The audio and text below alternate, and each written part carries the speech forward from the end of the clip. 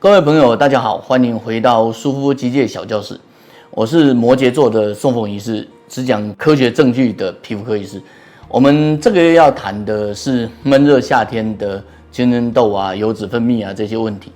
讲到青春痘，身为肌肤监测的医师，我们最不满的其实是复杂化。青春痘你常常听到的是角质增生异常，然后有细菌感染、出油量太大、荷尔蒙、熬夜、吃药、月经，然后连跟你妈聊天聊太晚，对吧？然后念书太勤快啊，然后上妆啊、粉底啊，乱七八糟，原因那么多，有时候想一想，连冬天吃麻油鸡都会出问题。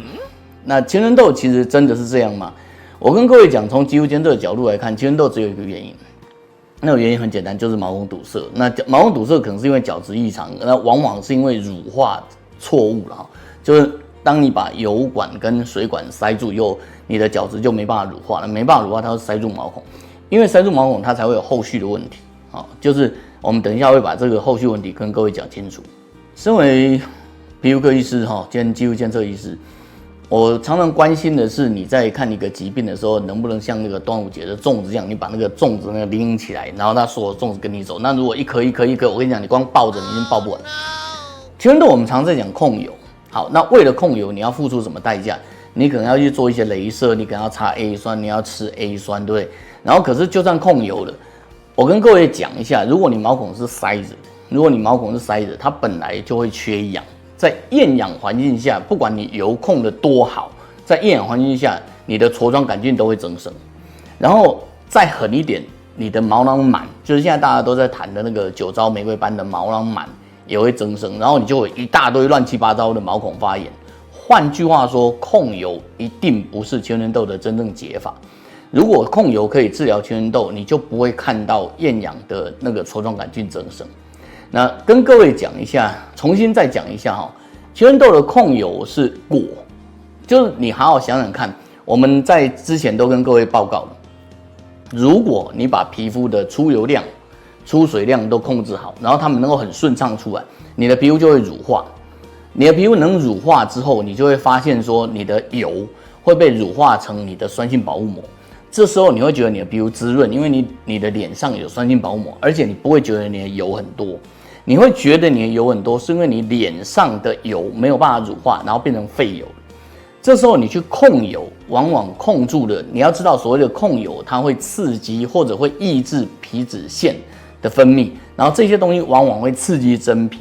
因此，如果你注意到你自己很认真的控油，很认真抗痘，你的青春痘跟粉刺其实是没办法完全避免，但是你会很容易变成敏感肌。因此，青春痘要不要控油？因为油是辅因，请你去维持你皮肤的正常代谢，这才是真正的结果。不要做控油的动作。我们常常在讲，青春痘的治疗里面其实难度不高。你会发觉我们在年轻的时候，当你没有去做控油抗痘，你只要好好的运动几下，你看那些运动员，他们脸上其实不太有痘子，或者就算有痘子，很快就代谢掉。这件事告诉你什么？这件事告诉你最重要的是你能够出油出水，然后你的皮肤能够正常代谢，而不是控油。所以青春痘的治愈在这里，第一个，不要错误的控油抗痘，不要错误的擦防晒品，不要错误的遮蔽它，然后过度的洗脸，让你的皮肤过度干燥，使得角质堆积。如果你能够好好的维持你皮肤正常的出油出水，然后正常的运动，然后避晒这样子，你的皮肤其实是可以治愈的。这就是青春痘的治愈法宝，没有第二条路。你们看我这么卖力的表演，对不对？然后给各位这么多知识，然后还要装的跟鲁夫一样，这样很辛苦，对吧？